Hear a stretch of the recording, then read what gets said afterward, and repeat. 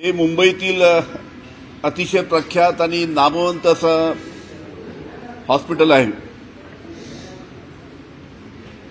या ठिकाणच्या जे बोर्ड ऑफ ट्रस्टीज आहे त्या बोर्ड ऑफ ट्रस्टीजनी परमवीर सिंग जे पूर्वी मुंबईचे पोलीस आयुक्त होते, नंतर ते लीलावतीमध्ये बोर्ड ऑफ ट्रस्टीज त्यांच्या संचालक मंडळावर गेले होते। त्यांच्याबद्दल अतिशय गंभीर तक्रारी तिथल्या ट्रस्टीजनी तिथल्या डॉक्टर्सनी केलेल्या आहेत। त्याच्यामुळे जे या बातम्या बाहेर आल्या आहेत त्यामध्ये प्रामुख्याने तिथल्या डॉक्टरकडनं पैसे 25-25 लाख रुपये डॉक्टरकडनं पैसे घेणं अशी वादग्रस्त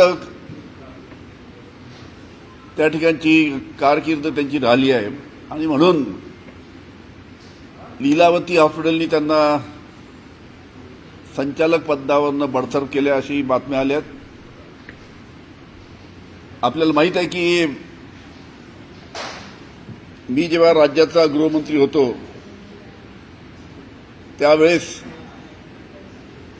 मुंबईमध्ये माननीय मुकेश अंबानी यांच्या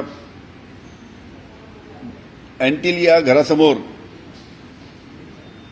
बॉम्ब ठेवण्यात आला होता, स्फोटकं ठेवण्यात आली होती। त्यावेळेस मुंबईचे पोलीस आयुक्त परमवीर सिंगच होते। त्यांनी त्याची चौकशी चालू केल्यानंतर त्यांच्या चौकशीबद्दल शासनाला संशय आला की काहीतरी यामध्ये लपवल्या जात आहे आणि म्हणून ही चौकशी राज्य शासनाने एटीएसला दिली, अँटी टेररिस्ट स्क्वॉडला दिली आणि एटीएसला चौकशी दिल्यानंतर ज्या काही गोष्टी समोर आल्या त्याच्यानंतर लगेच राज्य शासनाने म्हणजे आम्ही त्याची अतिशय कमी महत्वाच्या पदावर बदली केली आणि पुढील काळामध्ये त्याला सस्पेंड केलं आणि त्याच्यामुळे जाऊन त्यांनी माझ्यावर त्यावेळेस आरोप केले होते। सांगण्याचा उद्देश हाच की आता याच पद्धतीनं ज्या पद्धतीनं परमवीर सिंग साहेबांची कारकीर्द त्यानिमित्तानं मुंबई पोलीस आयुक्त म्हणून अतिशय वादग्रस्त होती, त्याच पद्धतीनं लीलावती हॉस्पिटलमध्ये सुद्धा मोठ्या प्रमाणात त्यांच्या तक्रारी आलेल्या आहेत। त्याच्यामुळे ज्या काही तक्रारी परमवीर सिंग यांच्या विरुद्ध आलेल्या आहेत त्याची चौकशी झाली पाहिजे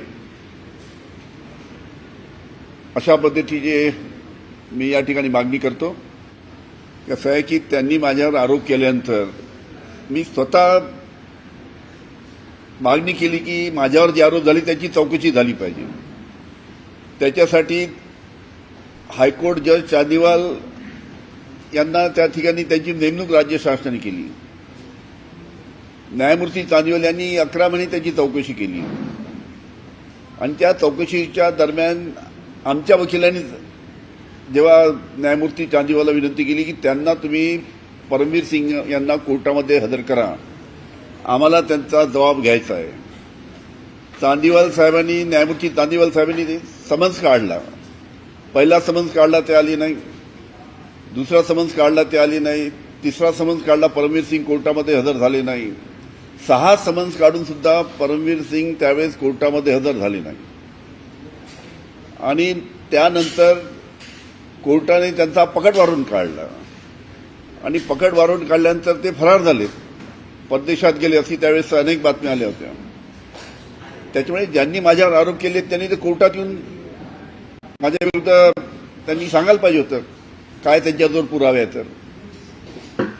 पण अशाच पद्धतीनं आता लीलावती हॉस्पिटलमध्ये सुद्धा अशाच पद्धतीनं त्यांना बडतर्फ लीलावतीच्या ट्रस्टींनी केल्यानंतर आता ते त्यांच्यावर सुद्धा आरोप करतायत।